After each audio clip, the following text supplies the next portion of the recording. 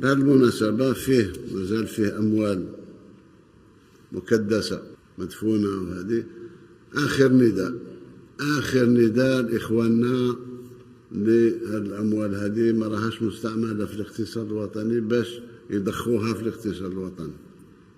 أعطينا ألف ضمان باش الأموال هذه ما تجيش تفسد الاقتصاد وتخلق التضخم، باش تشارك في التنمية الوطنية. وضعها في البنك، قلت الربا ما ربا، فتحنا بنوك إسلامية ما فيها لا فوائد ولا غيرها.